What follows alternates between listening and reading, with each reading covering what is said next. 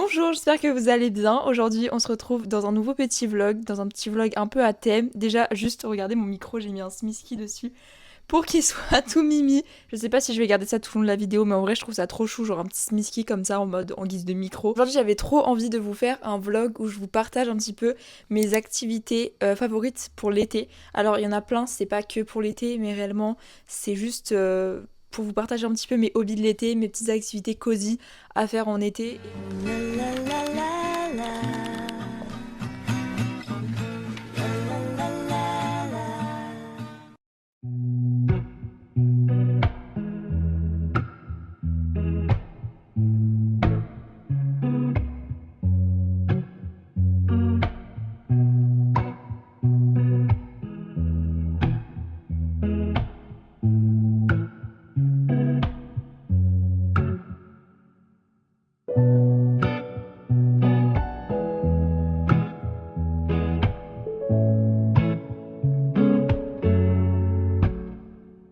On va pouvoir commencer du coup cette petite liste d'activités que j'aime faire en été. En tout j'en ai 10 et c'est vraiment des activités très cosy. Pas vraiment des trucs hyper recherchés etc. Je vais pas vous citer des choses hyper complexes. C'est des choses que tout le monde peut faire réellement à petit budget.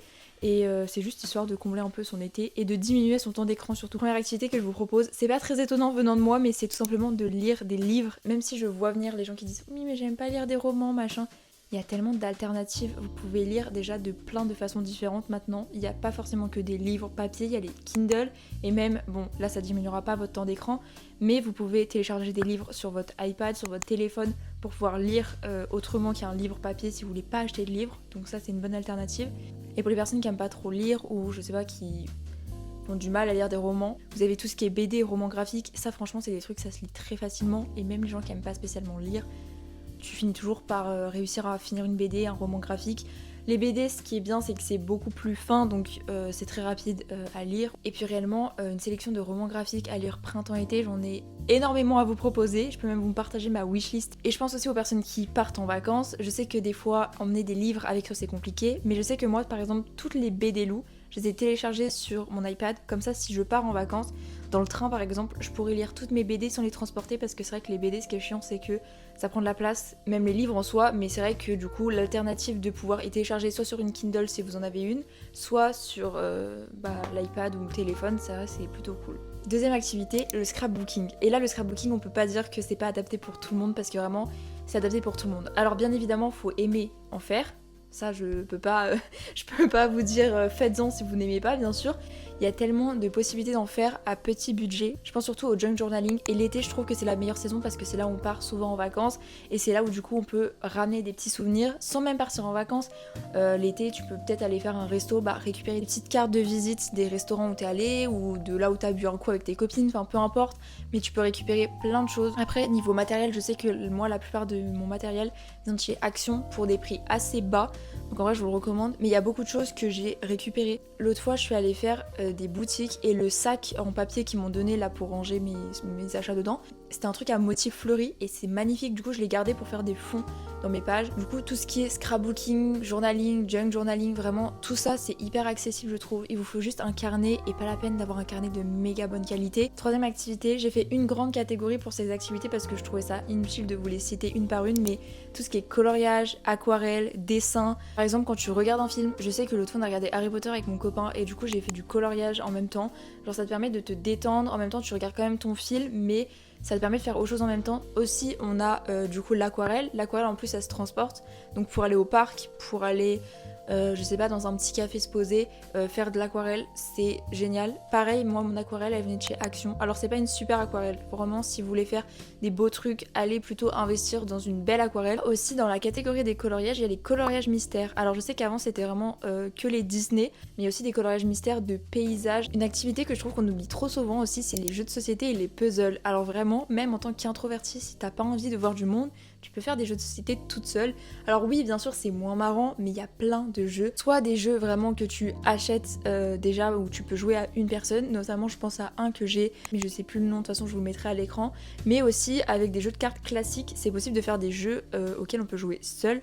Et aussi les puzzles. Les puzzles, c'est un truc qu'on oublie trop souvent, mais c'est tellement cosy et c'est tellement bien. Après le seul truc chiant avec les puzzles, j'ai envie de dire, c'est de trouver la place pour les stocker. C'est pour ça qu'il y a des mini puzzles qui existent quand on est solo ou quand on veut le faire en extérieur. Alors puzzle en extérieur je recommande pas trop, parce que c'est vrai qu'au parc si tu perds une pièce ça fout un petit peu le seum, mais c'est vrai que ça se fait quand même, ça peut être pratique si on a envie de faire une petite activité en extérieur. Bon, je vais vous proposer une activité, c'est pas la préférée des parents, honnêtement, mais faire des jeux cosy sur la Switch, vraiment. Moi récemment j'ai découvert Animal Crossing, j'avais pas du tout de Switch quand j'étais petite, j'avais la Wii, j'avais une DS, mais c'était pas des jeux cosy auxquels je jouais. Mais vraiment tout ce qui est jeux cosy, que ce soit sur iPad, sur la Switch, ça peut être hyper sympa. Mais ce que je vous recommande c'est de les faire en extérieur, c'est encore mieux. Genre vraiment se poser au parc avec la Switch et jouer à Animal Crossing, ou se poser en extérieur, juste dans notre jardin, notre terrasse, si on en a. Bon, il faut quand même que je vous propose une activité vraiment en extérieur, mais aller se balader à la montagne. Alors moi je dis ça parce que j'ai vécu en Savoie, donc forcément la montagne ça me parle, mais ceux qui n'ont pas la montagne, tu peux toujours trouver une alternative, aller se balader en forêt, aller se balader dans des grands champs, aller se balader au bord de la mer, peu importe où on habite, il y a toujours un endroit un peu vraiment très nature où on peut aller se balader. Ce que j'aime dans les balades en montagne, c'est vraiment le fait que y a des petits animaux, il y a plein de fleurs, c'est hyper sympa. Vraiment l'été, je trouve que c'est le meilleur moment pour se balader en montagne. Je suis pas une grande fan du ski, donc c'est pour ça peut-être qu'aussi je vous dis que je préfère l'été en montagne, mais je trouve ça hyper sympa, c'est hyper cosy. La forêt c'est plus un endroit que j'aime aller en automne. Pourquoi pas emmener votre carnet où vous faites des croquis, où vous faites de l'aquarelle, prendre des petits jeux de société et faire un pique-nique. La prochaine activité peut-être. Faire des pique-niques créatifs aussi en montagne ou juste dans un parc. Ce que j'appelle pique-nique créatif, c'est genre faire un pique-nique où vous faites une petite activité manuelle. Par exemple faire des bracelets avec vos copines, ou faire un jeu de société justement avec vos amis, avec votre copain. Mais faites toutes vos petites activités que vous aimez faire déjà dans votre quotidien, mais en pique-nique, et même encore mieux, faire votre petite balade en montagne, vous arrêtez pour faire un pique-nique, prenez vos petites activités à faire justement avec vous, comme ça vous faites votre petit pique-nique en faisant vos petites activités avec la vue de la montagne trop beau là, et ensuite vous repartez faire votre petite rando et vous rentrez chez vous. Voilà, je vous ai programmé en fait une journée. Dans la catégorie randonnée, il y a aussi faire du vélo, mais je vous l'ai pas cité parce que moi c'est pas vraiment un truc que j'aime faire. Faire de la peinture sur poterie. Vraiment, je sais pas pourquoi, mais cette activité en ce moment elle me donne trop envie. Je sais que ma soeur l'a fait avec des copines il y a pas très longtemps, du coup je pense que ça m'a un peu donné envie.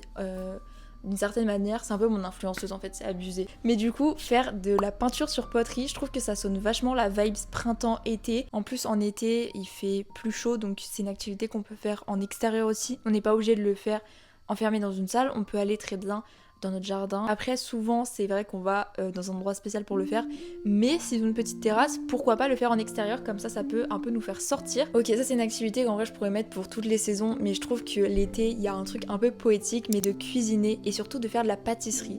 Alors quand je dis pâtisserie, je vais pas dire les mêmes choses qu'en automne, parce qu'en automne aussi, je peux dire faire de la pâtisserie, c'est génial, même en hiver, pour la période de Noël, faire des petits sablés, mais l'été, je vois vraiment les tartes aux fruits, faire vraiment des tartes à la fraise, tartes à la framboise, citron meringué, ou faire par exemple des charlottes aux fraises, vraiment tout ce qui est gâteau avec des fruits à l'intérieur, vraiment pas des trucs au chocolat ou quoi que ce soit, vraiment aux fruits. Après si vous aimez pas les fruits bien évidemment il y a des alternatives. Ce soir je vais faire une tarte à la tomate, donc c'est vraiment ma tarte préférée, mais je trouve que ça sonne vraiment été. Après c'est pas vraiment une activité entre guillemets parce que c'est pour se nourrir, mais faire des desserts pour moi c'est plus une activité et c'est plus un plaisir qu'un besoin. Je sais qu'il y a des gens qui ont des studios par exemple comme j'ai pu avoir et qui ont des mini fours à faire des petites tartelettes, et en plus ce qui est cool avec les petites tartelettes c'est qu'on peut faire une à chaque fruit différent. La dernière activité c'est une activité, c'est pas vous qui pouvez vraiment la planifier sauf si vous avez un jardin, mais c'est d'aller voir des cinémas en plein air. Vraiment les cinémas en plein air c'est vraiment un truc vibes été, c'est un truc tous les étés je les mets dans ma bucket list mais je le fais jamais, que j'ai jamais l'occasion de le faire. Je sais que maintenant il y a beaucoup de villes qui le proposent,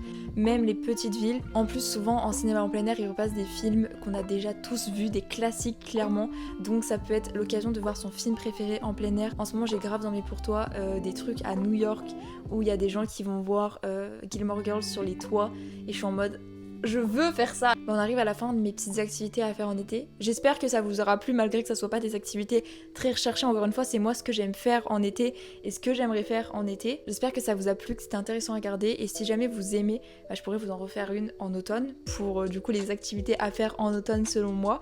J'ai déjà la moitié des activités en tête déjà sans les avoir notées. Mais voilà, j'espère que cette vidéo vous aura plu. On se retrouve la semaine prochaine dans une nouvelle vidéo et je vous fais plein de bisous. En attendant, prenez soin de vous.